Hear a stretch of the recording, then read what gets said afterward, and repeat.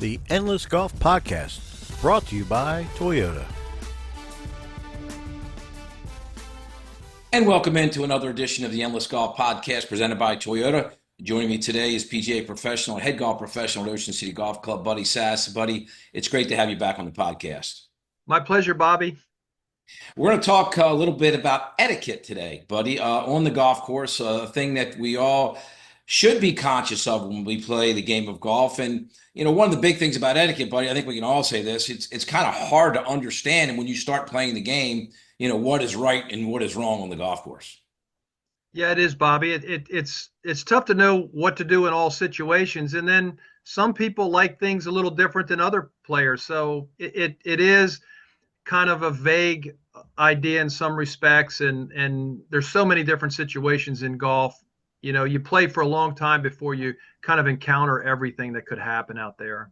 I think that's a great point you make, buddy. Know the players that you're playing with. That's part of it, because some players are bothered by noises more than others. You know, our good friend John Rudo, I mean, he can hear a squirrel over in the trees if he's moving a little bit. So when you're playing golf with him, you have to be quiet. You have to make sure you don't move because he hears everything. There's other guys you could walk around and you know you could ring a bell, they wouldn't hear anything. So kind of knowing the players you're playing with, important. Absolutely. You know, we have groups out here. Sometimes we'll play 6, 7, 8 players. Guys are in your line. They're all in the way. They're in your vision. And there's very little etiquette goes on in those in those debacles. But for a normal foursome, there are some general rules you want to kind of pay attention. And those are the things we're going to talk about today. And we were kicking around this a little bit earlier. I think the first thing when it comes to etiquette is, number one, be on time for your tee time. Yeah, you know, that's a huge thing, Bobby. If you're scheduled to play at 9 o'clock, the golf course expects you to be on the tee hitting the ball at 9. And it's a real disservice to your partners and your players. If you're not there, I like to say a half an hour ahead, just so you can check in, do what you have to do. And then sometimes there's situations where they're early, late, this or that. And it makes no sense to show up at the last second when it comes to playing golf. You know, obviously we all have lives outside of golf and more important things to do, and people are working. And I know where you have kids or whatever it is. But most people that we play with, buddy, you know, everybody can pretty much be on time. And it's not going to be 100% for sure, but make the effort. And I think that's a good sign for life, too. I mean, you know, you always try to be punctual in whatever you do, and golf is really no different. Absolutely. It's are you coming? Are you know, it's just almost disrespectful to the other folks that you're around. And it starts the day off wrong when nobody's sure when or how you're going to get there or whatever. And then you pull up to the first tee, buddy. And then I guess really standing on that tee box, hitting that first tee shot, where to stand on the tee box, kind of a part of the etiquette that you play. That's a big part of it as well. Yeah. You know, everybody has kind of their space, and you don't want to encroach on the player at all. You don't want him to feel crowded or that you're close to him. And most guys and girls that I play around, they like to know where you are. So, you know, obviously on the tee, you don't want to be directly behind the shot, looking right down the line in the guy where he thinks he could catch you in the backswing, or even too close behind him. As a person that's played a lot of golf and a lot of tournament golf, I like, if possible, to have all my partners, all the people in the group with me, to be where I can see them, which for me, I'm being right-handed, would be, you know, in my face to the distance on the tee there. I know they're there. I can see what's going on. When people are either directly on the ball line or the shot line or behind, and especially if the cart path is fairly close, it's a little uncomfortable for folks. So sometimes that fools you a little bit when you have a left-handed golfer in your foursome and you're trying to be in their face, like you said, on their eye side instead of just behind them. It may become a little awkward, but that's always tricky sometimes if you do have a left-hander in the group. Oh, lefties are trouble, man. There's no doubt. You're always in the wrong spot. Well, one of the things about etiquette too is you hit your tee shot. You know, normally when you're hitting a driver on a tee, if you're starting out on a par 4, par 5, you're not going to make a divot, but you are going to hit a tee. And it's important, I think, to pick up your tee after you hit, whether you break it, whether you don't break it, whatever it is, wherever it is. You don't want to be the group where you get up to the tee and there's 10 tees laying on the tee box. Yeah, it's unsightly. It doesn't. It's not great. Golf courses, they're very proud of their golf course, and some are considered nicer than others. And there's different levels of golf, but golf courses take a lot of work, and to see a bunch of tees around on the tee, really not great. And most golf courses are going to mow the tees with a reel mower, and tees do a good amount of damage to reels over time. So really not the best thing to be leaving tees around on the tee. At the very least, pick it up if it's broken, toss it over in the longer grass somewhere where it might be mowed by a rotary mower instead of a reel mower. And then if you're fortunate enough to hit a good tee shot, knock it in the fairway, and you're going to hit an iron shot, you're probably going to take a divot. And when you take a divot, the cart should have sand on it. Make sure you fill your divot. And that helps certainly the players behind you. I mean, in a lot of the golf courses, depending on the time of year, we like to play the ball down, which means you don't touch the golf ball. And in some instances, it's hard to do that if you've got divots everywhere on the fairway. Yeah. And most of us, we all kind of hit it. The holes are designed to have a ball in a certain area. So if you hit a good shot, you're going to be where a lot of other good shots are. And there's a few divots around. It just makes no sense. Please fill your divot.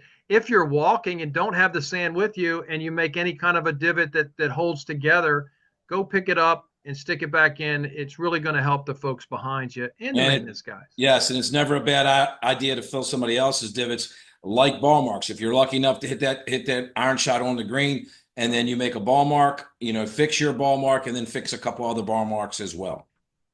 Yeah, ball marks on the green. You do hear a lot about that. I hear a lot of people complain about other people's ball marks, and honestly, as a golf professional, I don't want you telling me that. You want to be telling everyone in your group. You want that peer pressure. You want to fix 2 or 3 or 4 and do your part and make sure that your group.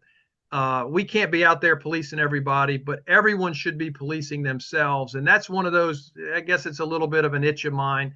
It's not the best when you just to come in and tell the pro, hey, the ball marks, and they're going to be worse certain times of the year when the greens are being watered a certain way, and then other times when they're firmer, there won't be as many. But just do your part, and everything will take care of itself. Absolutely, and I think that's a good point, because you can help, obviously, by fixing other people's ball marks. You may have some new people to the game; they may not know, be aware of it, and when you're playing a course that maybe people don't know, they forget. So just do your part to make it the best you can, because it's going to improve everybody's experience who plays that golf course. And one of the other things that will improve everybody's experience is speed of play and pace of play. And that's an etiquette thing too, buddy. Some people just don't have a conscience. They don't have they don't have the self-awareness to look around and see how other golfers are playing, or how far ahead the group is in front of them. And to be quite frank, some people just don't care, and that's a problem. It is a problem. We deal with beginners a lot, giving them lessons. And, I coached some middle school golf teams, 6th, 7th, 8th graders. And what I've found is that if you're a beginning golfer, if you're not a great golfer, if you can play at pace, it really doesn't matter. If I'm a 0 or a 1 handicapper and I'm going to shoot 72 or 74, something like that, and you shoot 94, 104, 110, it really doesn't. If you have good etiquette and good pace, I don't care. And the game's set up so we can still have a match. So, pace is huge. It's much more important than how good you are. If you can play, regardless of your level, a 2-hour, 9 holes and play with others and get around in 2 hours, you're never going to be a problem, and you can play anywhere. Yeah, and another thing about pace of play, and this a long, long time ago, our friend Hunt Crosby, when I first started playing golf, I was having a bad hole, and he looked at me and he said, there's nothing wrong with picking the golf ball up. And if you're struggling, nobody wants to see you make a 10 or a 9, and I think that's the other thing about golf is we're so caught up in our score, especially people who don't play a lot. They want to see how they score.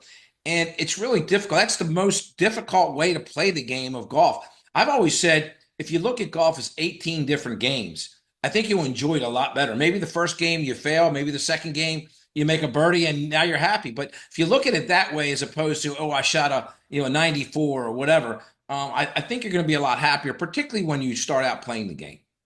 Yeah, 100%. I mean, I really don't think you even want to keep score in the very beginning. And I like my beginning golfers, my people learning the game. They're doing it. They're coming to the game because they want the experience out on the course.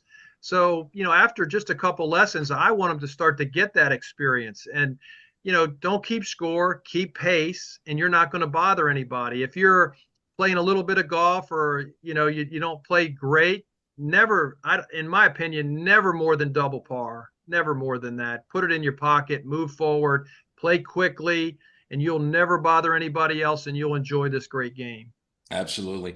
We're talking about the greens, being on the green a little bit earlier, and one of the things is when you're putting and someone is standing behind you or through your through line, on the other side of your through line there, and it's actually against the rules. You shouldn't do it, and it's bad etiquette. But if you're playing against somebody, or someone's your partner, even if they're your partner, but it's not a scramble. You can do it in a scramble, but in other formats you can't. And sometimes it gets in that funny position where you may not know the people you're playing with that well, and you don't want to say it. And a lot of times you don't, you let it go. But if you're playing competitively a little bit, number one, it's not the right thing to do. You can't stand in either behind somebody or in their through line, whether they're your partner or they're your opponent. And I think that's a big fact. Yeah, it is, Bobby, and a little bit of it has to do with intent. Some people do it not even noticing or not realizing, maybe not really even looking. But as a general rule, and especially I find it in partner competitions when I have a partner, because they played in the scramble or in other events like that, they're all in your line and looking at it and getting a teach, and it's really not a part of the game. And that's something that we really need to probably do a better job with people early in golf or not very sophisticated in golf yet, to know that that's really a no. One of the other things about your green being on the green is marking your golf ball. And buddy, I can't tell you how many times I've seen this one. The old move where they'll mark their ball, kind of go down fast, mark it on the side, and they'll put it up back in the front. Now, they only do that when you got a 3 or 4 or 5 footer. They're not doing that when they got 40 footers, know. So, it's embarrassing because you don't want to say something to somebody about it, but it does happen, and it happens more often than you think. Yeah, it really does. It's surprising. And if you start to pay attention, you're like, wow, I can't believe that just happened. And I've seen them flip it, all kinds of crazy things. They kind of drop it and, act like they can't bend over and it just fall. It's all intent, right? So sometimes people will mark it on the side or not quite put it back exactly the same way. And, then sometimes you're playing among friends and, the greens have been aerated. So you allow a little bit of, so you don't stick it in a hole. So there's a lot of things that could kind of open that door. But the bottom line is, if you can't if people can't see it, if it's done in any kind of a secretive way, then it's probably not right. Yeah, and I've always said if they're doing that, they're probably doing something else they shouldn't be doing. So, that's a good barometer right there for sure. Yeah. Well, buddy, one of the other things I guess we could talk about when it comes to etiquette is if you're playing with somebody who doesn't know the rules and you're learning the game of golf, it's certainly good to help them. And, I've learned, that's how we learned, when I learned to play the game of golf, I was 28 years old when I took it up and I didn't know the rules. I didn't know etiquette. So when you're playing with somebody, and sometimes that can be a little uncomfortable too, because there are a lot of rules and etiquette, and you don't want to overwhelm people and not let them have a good time, but you don't want them to go maybe another time and get embarrassed in a situation because they don't know any different. Yeah, I think we owe it to the people we're playing with is to, to just explain, not necessarily call rule on somebody or anything, but just say, hey, here's what happened. That it's probably not exactly right. Here's how you should have done it. And just, giving you a heads up, no big deal. And if people are quick to call rules sometimes, if they would just sort of do some explaining, and most folks will catch it. Well, buddy, let's take a quick break. We'll come back and talk about some tournament advice when you're playing in the member guests, members, and how to handle certain situations that come up, seems like every time you play in those type of events after this. So stay with us. And now a word from our sponsor. I love a good adventure, and my friends and family do too. So we all drive Toyotas, Tacomas for my rugged buds, and Corollas for my city crew. And I drive a RAV4 that I take camping, shopping, and basically everywhere else. We all picked our Toyotas because they're reliable and efficient and have amazing resale value, saving us money now and down the road. So we can make every day an adventure. Check out buyatoyota.com for deals and inventory. Toyota, let's go places. And welcome back to the Endless Golf Podcast presented by Toyota. Staying with me is head golf professional from Ocean City Golf Club, Buddy Sass. And Buddy, talked a little bit about etiquette in our first segment. Now we're going to talk a little bit about tournament play, just really for like member guests, members, club events that you run at Ocean City Golf Club and that every club runs. And etiquette's very important when you play in those events. Some people are sticklers more than others, and we talked about recognizing and knowing your players that you're playing with when you play in these events. And sometimes you don't know them, so that's kind of get a feel for what you're dealing with, because some guys are really sensitive and some guys are really sticklers for the rules, and kind of feeling your way through your flight is kind of a big part of what you try to do. Oh yeah, and personalities are everywhere, especially with a member guest. Alcohol's involved. I mean, there's so much. But you want to, if you're in a competition, you want to protect the field. You want to have a good competition, but you want to have fun. That's why you're there. And a little sensitivity training sometimes goes a long way in how you approach different situations. Yeah, my experience over the years playing in these events is some guys take it really, really too serious. And I've been in situations where guys have broken the rules, but not intentionally. They, things like they'll the around the fringe, there may be a ball mark, and they may fix their ball mark, and so their ball doesn't roll over, which you can't do. And I would never call them on that. I would just say, hey, you can't do that. But sometimes when you're telling people, hey, you just broke a rule, whatever, you kind of feel bad about it because you don't know them that well. You don't want to call a penalty shot on them, or you don't want to win the hole that way, but you also want them to know, hey, you can't do that. Yeah, no, 100%. Nobody wants to win a hole on a rule violation, for sure. And most of the things people do are innocuous, not a big deal. You just talk to them about it. But some guys, on both ends, some guys call everything, and it's very tense out there. And then other guys are aggressive in trying to skirt the rules a little bit. Yeah, and I think the one thing you mentioned too, protecting the field. Even if you're out of it and you're playing the points, and you kind of let people get away with stuff, and they end up winning the fight, you feel kind of responsible, and it is your responsibility to protect the field in all those events. Yeah, 100%. And it's just it's a tough call in a member guest, but in a more serious event, it's a little bit easier. But at the end of the day, everything means something. Everything matters, and you want to have a great time, but you want to play by the rules. And it starts off, I think, on that first tee and how you guys interact. And hey, we're gonna have fun. We're gonna do this. How are you? Meet you. All this stuff. And I like to always look at the ball first and say, hey, I've got my balls a Titleist 1, and I've got 4 dots on this side or a line around it, so that everybody, and just I try to tell them why I've marked the ball the way I have, because oftentimes that's one of the first things that happens is it my ball? Yeah, your right. Ball's over there. Am I going to play the right ball? Is it somebody else? And if it's not well marked, that starts everything. A lot of times in the tournaments, we'll be playing live, clean, and place. But, if you do play the ball down, then it gets away from guys, moving the golf ball too far, or, improving their life in a situation where they should. And so I always think it's great. But in member guests, and depending on the conditions and members, if it's rained a little bit, when you can put your hand on the golf ball, a lot of times that creates a problem. Oh, 100%. And, people don't want one area turf to another, and guy moves it out of the rough. Once the ball comes off the ground, boy, the door's wide open. Wide open. There's no question about that. I do think though, and whether it's a member guest or member or any of the other events you have now, in scrambles, who knows what happens in those events, because it's more for fun. And I think that's the big part of it. The club events that you host that are competitive, like the member guests, you kind of got to really be there and to overlook and make sure that everybody's playing with a level playing field. That's important. Yeah, there's people will ask me all the time, hey, what do I need to do? And they're not sure. Maybe it's their first member guest or first member or second or third or whatever. They're just not sure about some rules. And I just a couple of things I always tell them. If you touch your ball, mark it. Put a tee in the ground. Just you're always safe. Mark that ball, mark the position.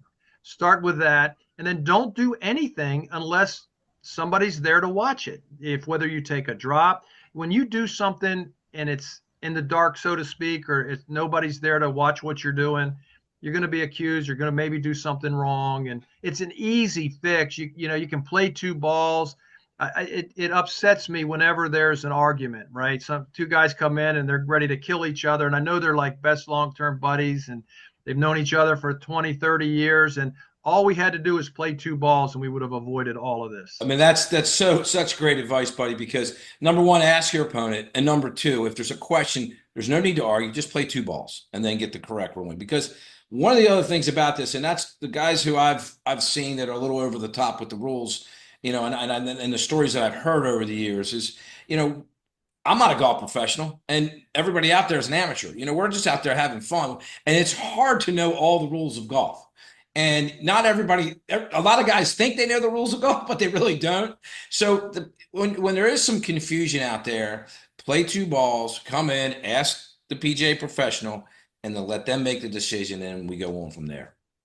100%. And a few years ago, Bobby, they sort of changed all the rules around. They went to the world rules and all that stuff. And, a lot of us PGA guys were all trained under the old system. So some things that you couldn't do back then, you can do now.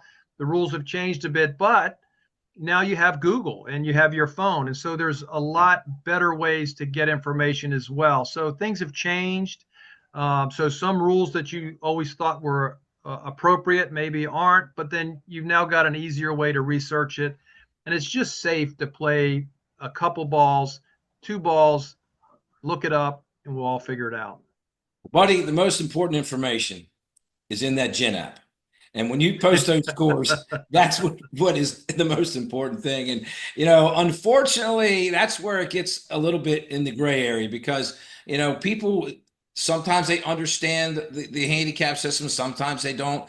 Some of the higher handicaps thinks they can post triple bogeys or eights or nines, whatever. And if they're posting total score and not posting by hole, it can certainly change how your handicap comes out. So knowing the handicap system and posting the correct score is very important because, we've seen it both ways. We've seen the people out there who have lower handicaps that are really not that good. We've seen the guys with the higher handicaps that are really good that shouldn't have that high handicap. And that's the guy you don't want to play. The guy with the low handicap who can't play to it is the guy you always want to play. So we know who those guys are. We try to stay away from the one and then find the other one, right? 100%. And look, the PGA guys who never play anymore and don't play as much, they usually go, well, you got to play as a 0, and we're probably like a 5 or a 4. Right. So we're always running uphill, man. It's tough.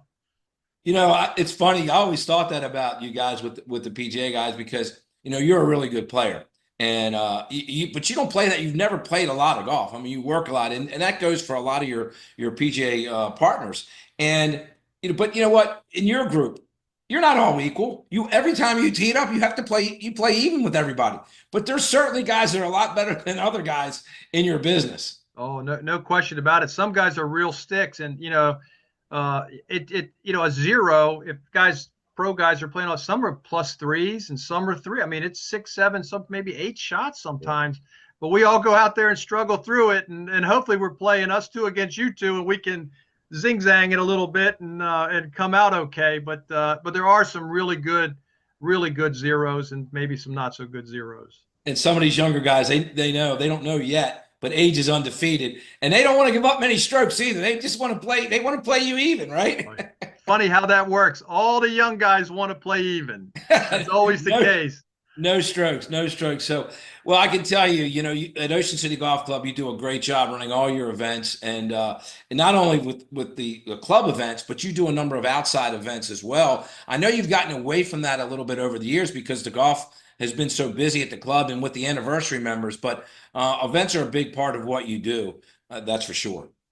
Oh yeah, we still do a number, not what we used to do with the onset of all this great play. Rounds have been up now, 5 or 6 years in a row.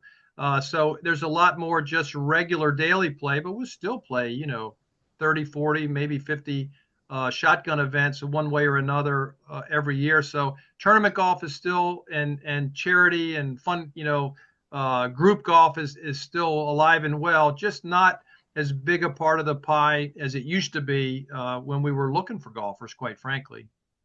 Absolutely. Well, buddy, always great spending time with you, and a great time today talking about etiquette. I think it's good advice, and I hope we've given some of the golfers out there a little insight of what and what not to do on the golf course. We could probably go on for a little bit longer talking about some other things, but I think we've covered pretty much most of the important parts of the etiquette. Is there anything else that I haven't touched on that you'd like to bring up? I just say, golf is fun first, and just it's all in how you do it, and just take care of your golf course. We probably didn't talk much, but around here, rake your bunkers. Just take care of things as you go, and it's for fun. And we're playing at our place on 2 golf courses. It's 400 plus rounds a day, so all of that adds up if you're not doing the right thing. Yeah, and you mentioned rake your bunkers. It's not just rake the bunker, rake it correctly. Take pride in raking the bunker, because, we've all been there and playing with people and they complain about, they got a bad lie in the bunker because somebody didn't rake it properly. Well, be the guy who rakes it properly, and that's important. Just like fixing a ball mark, try to do that right, because if you fix ball marks improperly, you can do damage to the greens. Yeah, oh yeah. If you fix the ball mark properly, it heals almost immediately within just a couple of days, and if you don't, it may take a couple of weeks. So same thing with the bunkers. I don't hear people talk about them as much, but nothing's worse than trying to play in a match or something. You go in and you're in a big footprint. You're next to a par 5 and 2, and you're looking down at that ball. What do I do now? It just makes good sense to take care of the venue, the place where you're playing, for the next guy. Absolutely. Some great advice from Buddy Sass, head golf professional at Ocean City Golf Club. Always great spending time with you, talking a little etiquette today on the podcast. And we'll get together next time, talk some more golf, buddy. That'll be great, Bobby. All right. For Buddy Sass, I'm Bobby Vermillion. Until next time, so long, everybody. The Endless Golf Podcast has been brought to you by Toyota.